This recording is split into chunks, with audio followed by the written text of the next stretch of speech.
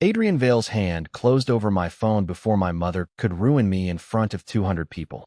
I felt the vibration against my palm first, sharp and relentless, while the chandelier light spilled over crystal glasses and polished silver like the room had been built to expose weakness. My family's charity gala was already a lie stitched in satin.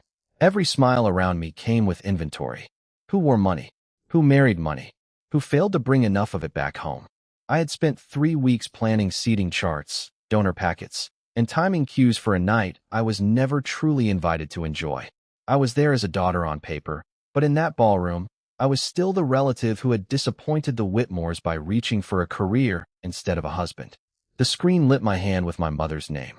Again, she had warned me before guests arrived. If I showed up alone, she would make sure everyone knew why. She would tell donors that I was unstable, disloyal, impossible to keep. She would drag my private life under the stage lights until there was nothing left of me but a cautionary tale in heels. Not my safety, not my job. Something cleaner, crueler, and harder to repair. My place in the family. Then Adrian's fingers closed over the phone. Not rough. Final. I looked up, and there he was beside me in a black suit cut, so perfectly it seemed carved rather than sewn, his expression calm enough to stop a heartbeat. He had only come because I had asked for one impossible favor in his office 2 hours earlier. Pretend to be my boyfriend for one night. Stand beside me. Smile when needed. Leave when it was over. I had said the terms quickly, professionally, like the request itself might die if I gave it air. He had listened in silence. Then he said yes. Now, in the center of my family's ballroom, with a string quartet sawing softly at the edge of the dance floor and half the city pretending not to stare, he took one look at my face and understood that the performance had begun before I was ready. Answer it, he said. For 1 second, I just stared at him. Not because of the order. Because of the way he stayed there, close enough that anyone watching would think intimacy, not strategy. His shoulder nearly touched mine. His gaze never left my face. He was not asking what I wanted to do. He was telling me I would not stand there alone while I was cornered. So I answered. My mother's voice came through sharp as broken glass. Where are you? People are asking questions, and if you think you can embarrass this family by arriving alone. I didn't come alone, I said, but my throat tightened halfway through the sentence. There was a pause on the line. I could hear music from the ballroom reflected faintly back through her phone, meaning she was nearby. Hunting. With whom? She asked. Adrian held out his hand. A small gesture, deadly in its certainty. I placed my hand in his, and the room changed. Not because people gasped. They were too trained for that. But heads turned. Conversations thinned. I sharpened. Adrian Vale was not a man people accidentally ignored, and he was certainly not a man who held a woman's hand in public without purpose. With Adrian Vale, I said.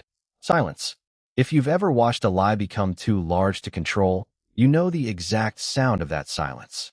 Then my mother laughed, brittle and unbelieving. Don't be childish. Adrian leaned closer, and when he spoke, his voice was low enough for me alone, but it steadied me more than comfort would have. Invite her over. I swallowed. Come see for yourself. She did. I saw her moving through the crowd 20 seconds later, my father behind her, my brother 2 steps back, all of them wearing the same frozen politeness rich families mistake for dignity. They stopped in front of us beneath the gold light. Under the gold wash of the chandelier, my family looked less like blood and more like a jury. My mother's smile came first, careful and sharp around the edges. My father's eyes went straight to Adrian Vale's hand at the small of my back, then to the diamond watch at his wrist, then back to my face, as if calculating how expensive a lie had to be before it became useful. My brother folded his arms. My younger sister and older sister stood half a step behind them, dressed in inherited judgment. No one hugged me.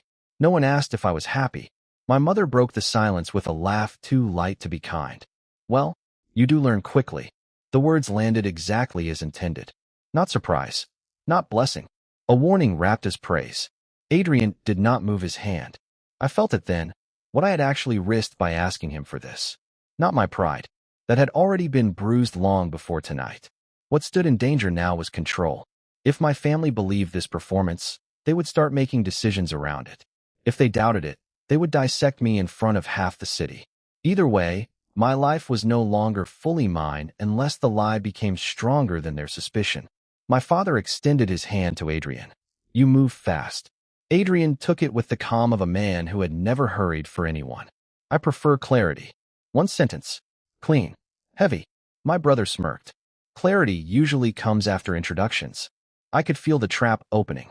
They wanted dates, details, hesitation, anything that would make me stammer and turn this into a spectacle. Part of me had expected Adrian to stay distant, to let me answer, to give me only enough support to survive the room. That was our arrangement. Appear together. Be convincing. Nothing more. Then Adrian rewrote the terms without looking at me. We met because Elena Whitmore is the only person in my office who tells me the truth before it becomes convenient. His gaze stayed on my family, cold and level. I noticed her because she is intelligent. I stayed because she is loyal. The rest is private. The room did not just quiet. It tightened. My mother blinked first. My older sister recovered enough to smile. Private already? That sounds serious. It is. That single word hit harder than if he had raised his voice. I turned toward him before I could stop myself. There was no wink, no subtle signal, no mercy in his expression. If this was acting, Adrian Vale had chosen a frightening level of commitment. My father tested him next. You understand Elena Whitmore comes from a family that values appearances. Adrian's jaw shifted once. Then you should value how carefully she protects yours. That one cut. Because it was true. For years, I had absorbed every rude correction, every polished insult, every demand to be smaller in public so the family image stayed smooth.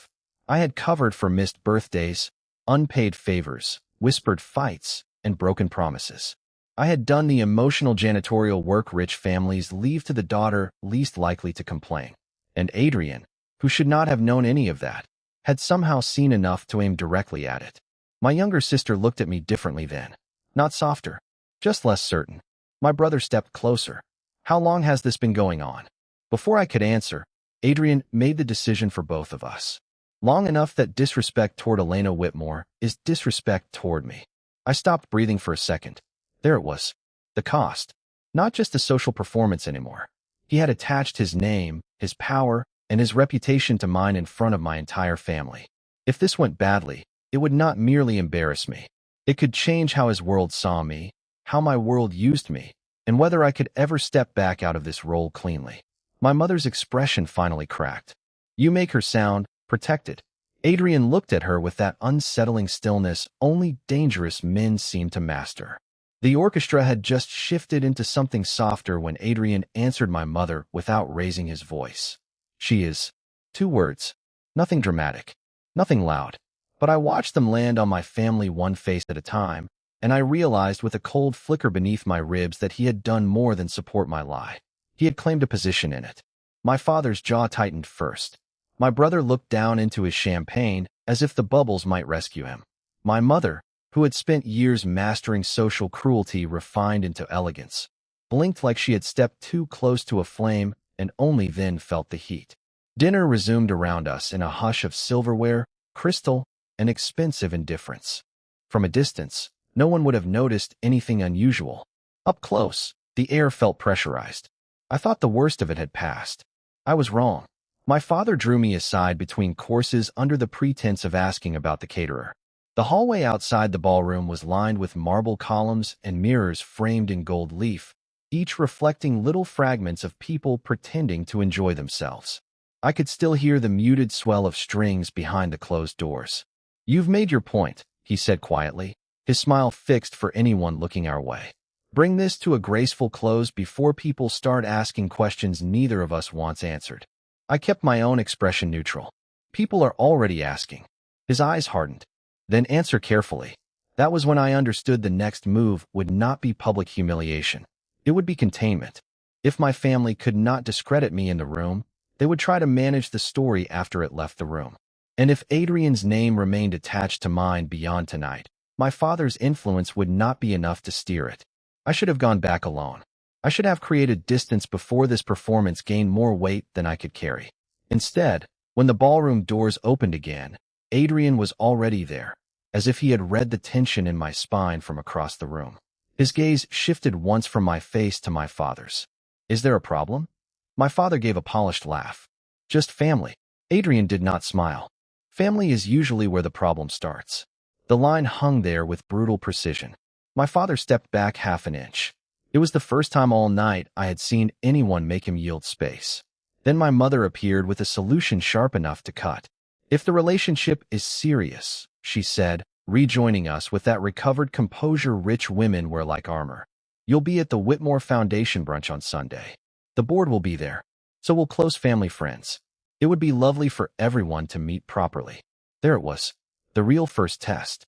Not a ballroom where appearances could blur beneath music and alcohol, but a daylight room full of people who had known me for years and would study every glance, every pause, every touch. A private lie becomes fragile in public. It becomes dangerous under repetition. I opened my mouth to object. Adrian answered before I could. "We'll be there." I turned to him so fast the chandelier light fractured across my vision. My mother's lips curved, faint and victorious. She thought she had cornered me. She thought she had extended the line until I would break under it later. My father was already recalculating. My brother looked openly alarmed now, because unlike the others, he understood what Sunday meant. It meant scrutiny.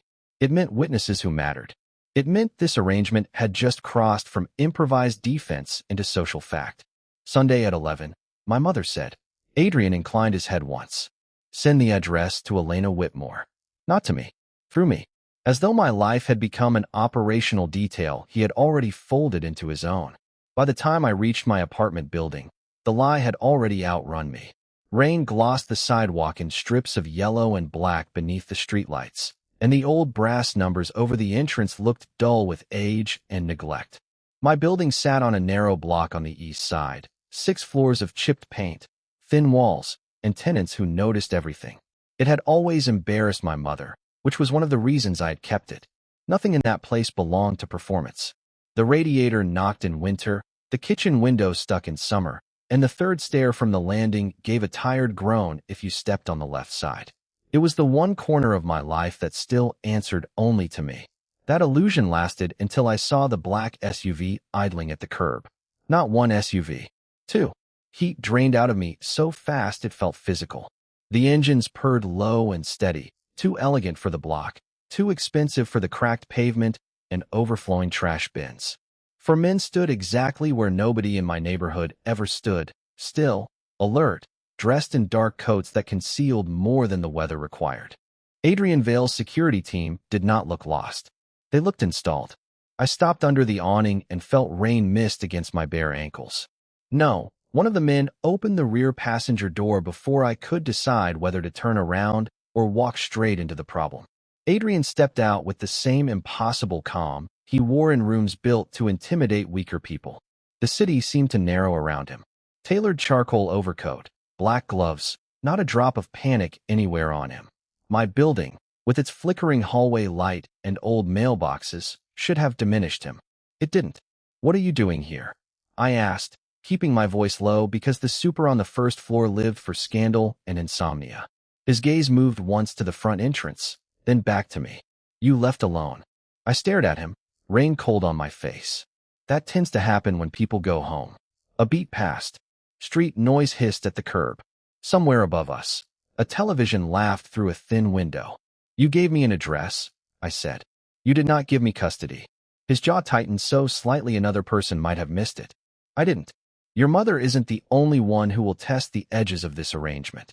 That changed the temperature. Not because he sounded dramatic. Adrian never did. Men like him made ordinary sentences feel like sealed envelopes carrying bad news. I looked past him, at the second vehicle, at the man near the alley who was watching both corners of the block instead of pretending not to. What happened? He held my eyes for 1 second too long. "A man left the restaurant after your family did.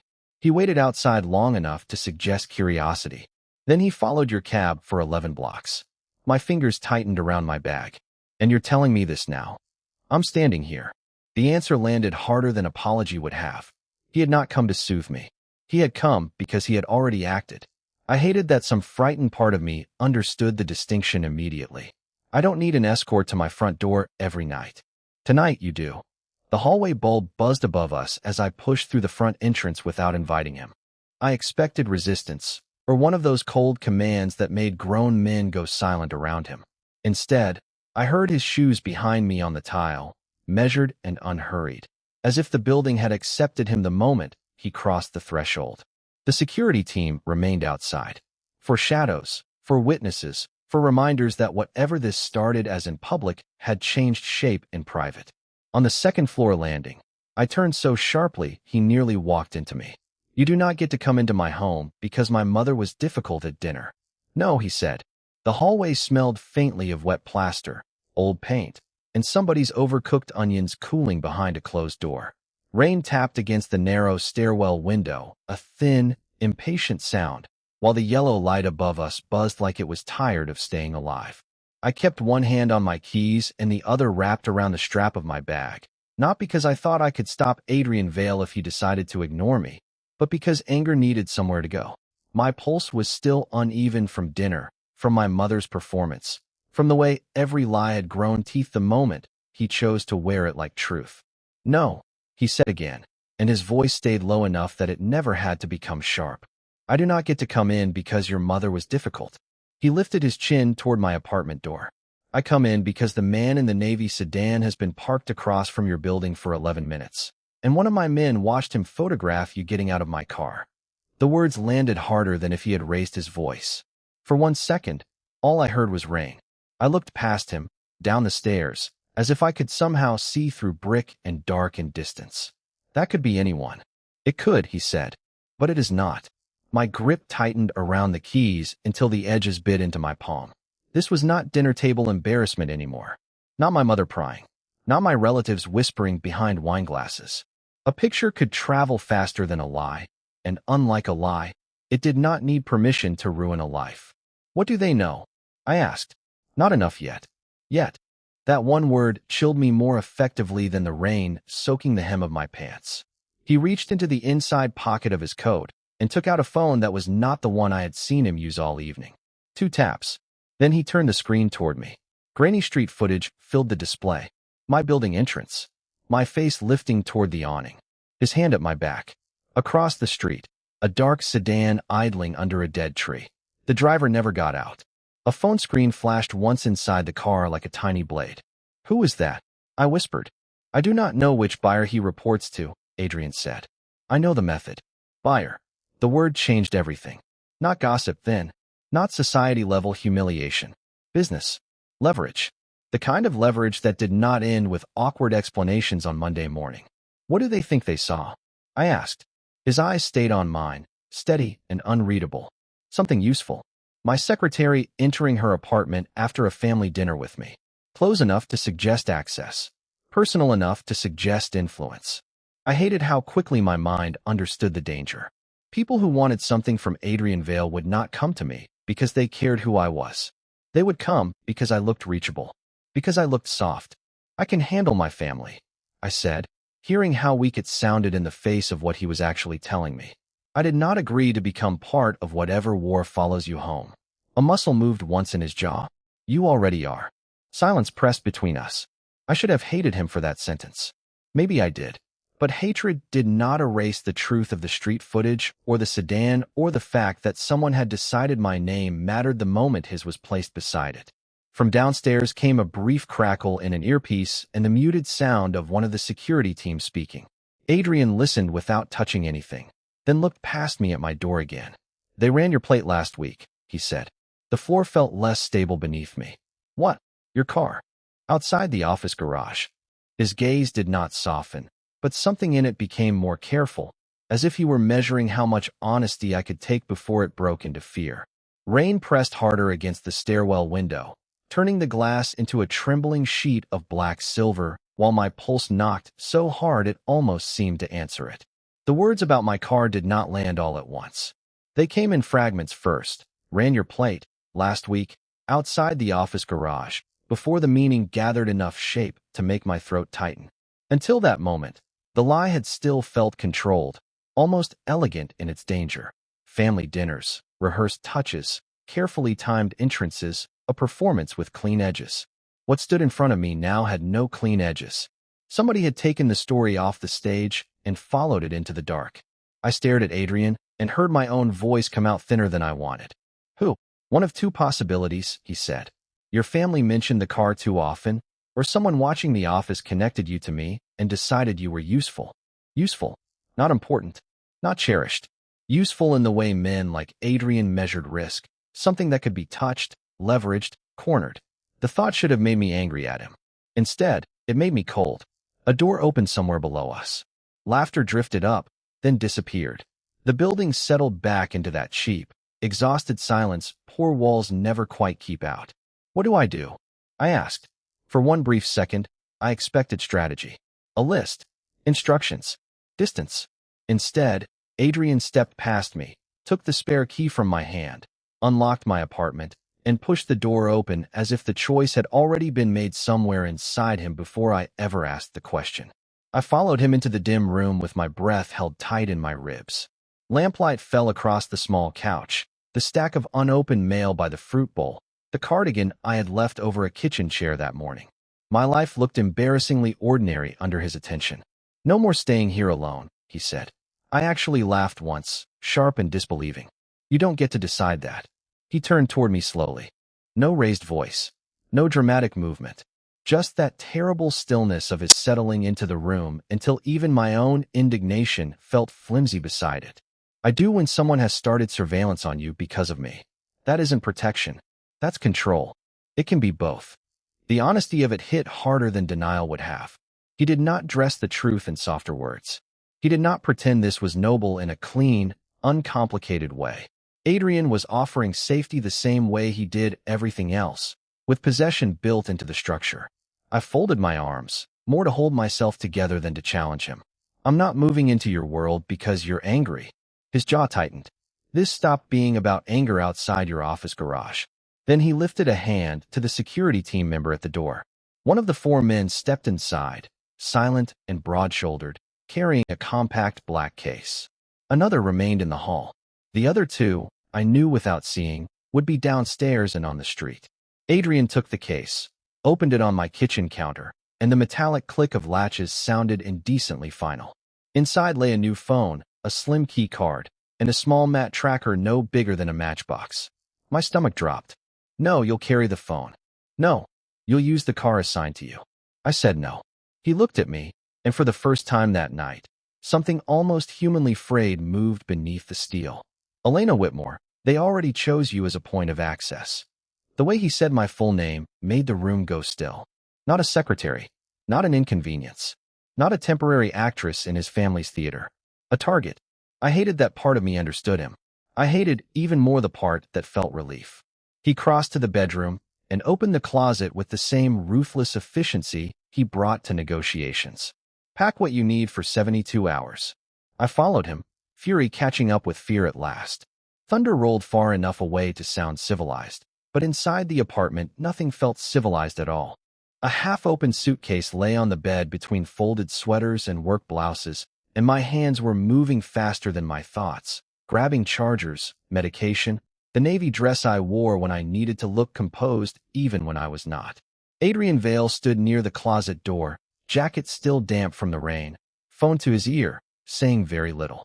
That silence of his had started to frighten me more than anger. When he ended the call, he did not look at me right away.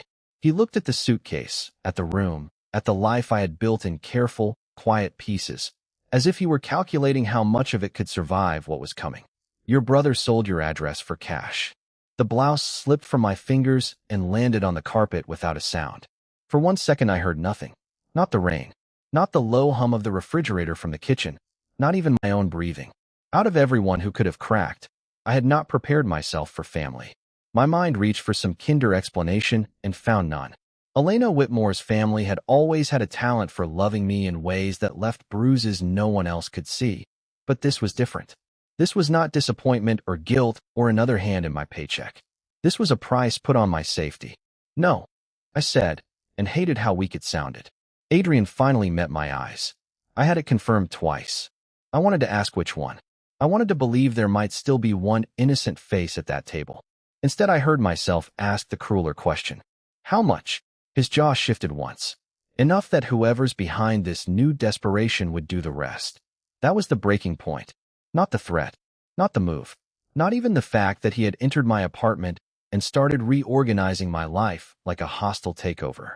It was that number I did not know, hanging in the air like rot. Some amount of money had been enough to make my blood negotiable. I sat down on the edge of the bed because my knees had stopped belonging to me. Heat climbed up my throat, sharp and humiliating. I had spent years becoming useful, reliable, unimpeachable. I had been the woman who fixed schedules, remembered names, smoothed disasters before they touched him. I had played the role he needed with rules, boundaries, terms. But none of that could survive the old ache opening in me now, the one that said I had always been easiest to spend when the bill came due. "Look at me," he said. I did not. "Elena Whitmore." That did it. I looked up with anger hot enough to keep the tears from falling. "You do not get to command me through this." "No," he said, quieter than before. "You get to decide what breaks tonight." The room went still.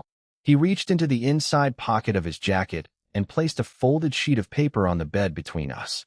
No dramatic flourish. No threat. Just facts. A bank transfer. A burner number. My address typed in a message that made my skin crawl. I recognized the last 4 digits of a family account before I even realized I was reading them. He had not come to control me this time. He had come to give me the truth and let it ruin something. I picked up my phone with trembling fingers and dialed home before I could lose my nerve. Adrian did not stop me. He moved away instead, toward the window, giving me the kind of privacy that feels more intimate than touch. The call connected on the third ring. My mother answered, voice bright with the false warmth people use when they are already afraid. I did not waste a second. "Which one of you sold me?" Silence. Not confusion. Not outrage. Silence. The silence on the line told the truth faster than any confession could have. My mother breathed once, sharply, and somewhere behind her I heard a chair scrape against tile, then my brother's low curse, then my father asking what happened in a voice already stripped of authority. No one denied it. No one rushed to comfort me. Fear had entered that house before my question did, and now it was standing in every room with its hands in its pockets. "It was not supposed to go this far," my mother said at last. My grip tightened around the phone until my knuckles hurt. "Who?" Another pause. Smaller this time. "Guilty. Your uncle put us in touch with a man who said he only wanted information," she whispered. "Your work schedule. Whether you were really seeing someone powerful. He said if the relationship was fake, he needed to know before making a business move. He offered enough money to clear the medical debt and the mortgage. You thought you could sell pieces of my life and still call it love." Across the room, Adrian turned from the window before I said the next words. He did not ask for the phone. He did not need to. The temperature in the apartment changed anyway. My brother came onto the line, voice cracking with panic instead of pride. "There were men here 10 minutes ago. Black SUVs. They didn't touch anyone, but they left a message. If you stayed with Adrian Vale, this would become a war. If you left him, it would all disappear. Not a bluff, then. Not jealous gossip, not social embarrassment, not family pressure." A pressure point had finally shown its face. "Did they give a name?" I asked. "No, but Dad recognized one of them from the shipping yards." That landed hard. Shipping yards meant leverage, cash flow, routes. Men who did not threaten unless they had permission from someone above them. It meant this had already moved beyond me. Adrian held out his hand. I stared at it for one breath, then placed the phone in his palm. His voice, when it came, was quiet enough to make every word feel carved from steel. "Put everyone in one room. Lock the doors. Do not answer for anyone except my security team." My father got back on, pride gone now, replaced by naked fear. Who is doing this? Adrian's expression did not change. Someone who thought Elena Whitmore was unguarded. That misunderstanding ends tonight. The line went dead a second later, not because he hung up, but because the house had descended into movement and panic. I expected him to start issuing orders from the apartment. I expected secrecy, strategy, another careful wall placed between me and his world. Instead, he reached for his phone and did something far more dangerous. He made the war public. Within minutes, the living room filled with the hard choreography of power. Adrian Vale's security team arrived exactly as they always did. 4 men, no wasted motion, dark suits still damp from the rain. One checked the hallway, one swept the apartment, one set a tablet on the dining table, and one waited for instructions with the stillness of a loaded weapon. The room smelled like wet wool, cold air, and the metallic edge of coming violence. Get Elena Whitmore's family into a secured location now, Adrian said. Visible convoy. No discretion. That made me look at him. Visible. He met my eyes. I'm done letting them think they can reach for you in the dark. One of the men nodded and moved. Another opened the tablet, pulling up traffic cams, warehouse feeds, and a map of the shipping district lit with red markers. Adrian did not hide any of it from me now. He stood at the head of the table and called 3 captains, one after another, not lowering his voice for any of them. Shut the east docks. Freeze every outgoing truck tied to Mercer Freight. Tell them if they move 1 crate, I take the whole river. Names, routes, times, assets. The war room smelled like black coffee, printer heat, and the metallic edge of fear. Red dots burned across the shipping map on the tablet screen, and every dot meant somebody had chosen to test Adrian Vale in public.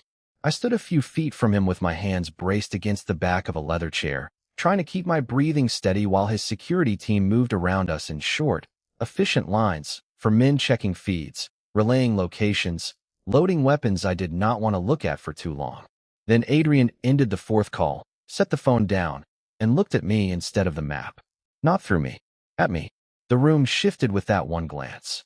Hard men who had spent the last hour obeying him without hesitation suddenly became careful, quieter, as if they understood they were standing inside a moment that mattered more than the docks. My family had lied out of fear, pride, and weakness. The people chasing us had turned my name into leverage. But Adrian was done treating this like a performance designed to contain damage. He crossed the room slowly, the marble cold control still written across his face, though I had learned enough by then to see the strain under it. He stopped so close I could hear the rough drag of his breathing over the noise of radios. This ends tonight, he said. My throat tightened. How? His eyes stayed on mine. By telling the truth in the only place it still counts. He reached into the inside pocket of his coat, and for one impossible second I thought he was pulling another phone, another file, another weapon. Instead, he drew out a small velvet box, black and severe in his palm. The room went utterly still. Even I forgot how to breathe. Elena Whitmore, he said, and my name in his voice sounded nothing like an arrangement now. It sounded like a line cut into stone. I agreed to play a role because you needed protection. Then I kept stepping over every line that should have kept this simple. I could feel all 4 men of his security team looking away out of respect, giving us privacy in a room with no privacy at all. Somewhere behind me, one of the dock cameras crackled through static. The city was still moving. Trucks were still being stopped. Men were still waiting for orders. And Adrian, the most controlled man I had ever known, was choosing this moment to risk something he could not command back once it was spoken. I told myself I was keeping you safe, he said. But the truth is, I stopped pretending before you did. The words hit harder than any gunshot I had heard that night. My pulse stumbled. Every humiliating dinner, every staged touch, every ruthless act of protection, every moment he had taken the role too far and looked at me like it wasn't acting at all, they all rearranged themselves at once. Not obsession, not possession, not duty. Love. Dangerous, inconvenient, undeniable love. He opened the box. A ring caught the overhead light, white fire against black velvet. I won't ask you for a performance, he said. Not again. If you walk away after tonight, no one touches you. No one touches your family. I will still end this for you. But if you stay, Elena, then stay because it's real. I stared at him, at the ring, at the man who had gone to war over a lie and was now laying down the only weapon he had never willingly surrendered, certainty. For the first time since this began, the choice was mine with no trap hidden inside it. I thought of my mother's shaking voice, my father's silence, my brother finally seeing what his panic had cost. I thought of Adrian standing between me and every threat that had come through my door, then of the harder truth beneath it, that somewhere along the way, I had stopped imagining safety without him in it. So I stepped forward.